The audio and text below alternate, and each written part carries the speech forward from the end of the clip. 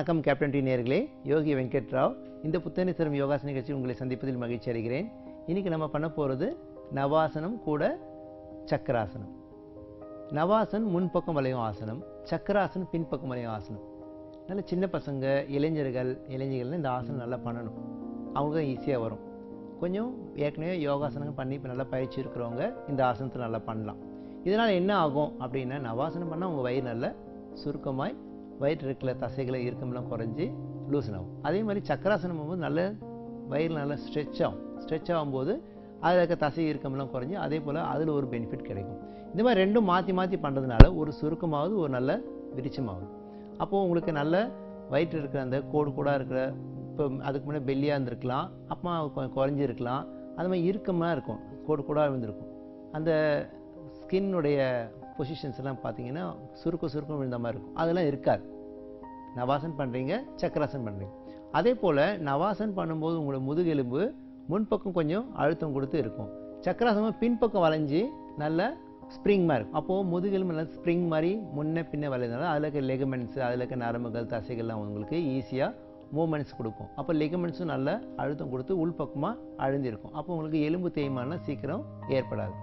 அதே போல் நீங்கள் முன்பக்கம் கால் தூக்கி இருக்கிறீங்க, பின்பக்கம் வளையும் போது சக்கராசனில் கால் அழுந்து இருக்கீங்க. அப்போது காலில் இருக்க வேரிகோஸ்லாம் அந்த பிரச்சனைலாம் வரவே வராது. வேரிகோஸ்னால அந்த தசைகளை நீச்சி போகிறதுனால அது கூட சேர்ந்து ரத்த நாளங்களும் நல்லா இழுத்து கொடுக்கும். அப்போன்னா உங்களுக்கு ரத்த ஓட்டம் நல்லா சீராக இருக்கும்.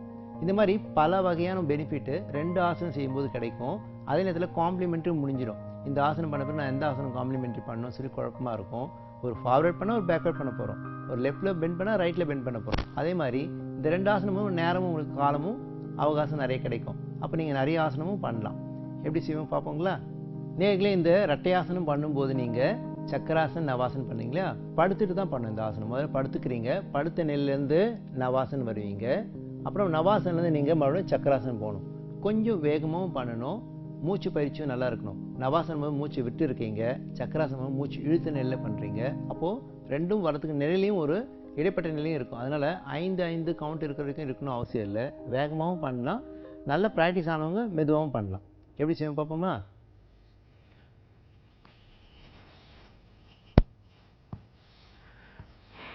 முதல்ல சவாசன் நிலையில் படுத்துருக்கீங்க. ஒரு முறை நவாசன் பண்ணி பார்த்துக்கோங்க. முதல்ல காலை மேலே தூக்கியிருக்கீங்க 45 டிகிரி ஆங்கிளில், உடம்பையே தூக்கிட்டு ஒரு போட் மாதிரி வந்துடுறீங்க. திருப்பி படுத்துக்கிறீங்க. இப்போ சக்கராசனுக்கு காலை மடித்து வச்சுக்கிறீங்க. கைகள் ரெண்டும் தோள்பட்டை கீழே அழுத்தம் கொடுத்து வச்சுக்கிறீங்க. இப்போ நல்லா ஒரு ப்ரெஸ் பண்ணி பாடி மட்டும் மேலே தூக்கணும். திருப்பி மூச்சு விட்ட நிலையில் படுத்துக்கிறீங்க, கால் நீட்டுறீங்க. இப்போ 2 நிலையும் நம்மளுக்கு நல்லா வருது இல்லையா? இப்போ நீங்கள் என்ன பண்ணுறீங்க, கேப் கொடுக்காமல் 2த்தையும் ஒன்றா பண்ணணும். முதல்ல நவாசன் பண்ணிக்கிறேன், மூச்சு விட்ட நிலையில் திருப்பி மறுபடியும் காலை மடிச்சுட்டு கையை மடிச்சுட்டு சக்கராசன் பண்ணுறேன். திருப்பி படுத்துக்கிறேன். இப்போ கொஞ்சம் வேகமாக பண்ணுவோம். நவாசன், சக்கராசன், நவாசன், சக்கராசன். மூச்சு விட்ட நிலையில், மூச்சு இழுத்த நிலையில், மூச்சு விட்ட நிலையில் ஒரு 5 முறை பண்ணலாம். இப்போ நீங்கள் கொஞ்சம் ரிலாக்ஸ் பண்ணிக்கோங்க. நல்ல சவாசன நிலையில் ஹார்ட் பீட் ஹையாக இருக்குது.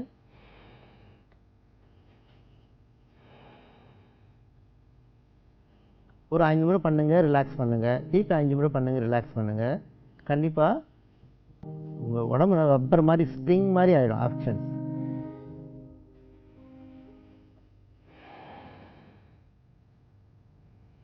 ஒரு ரன்னிங் ரேஸில் ஓடின மாதிரி இருக்கும். ஒரு 3 கிலோமீட்டர் ஓடிட்டு வந்து படுத்தா எப்படி இருக்கும், அந்த நிலையில் இருக்கும் உடம்பு. இப்போ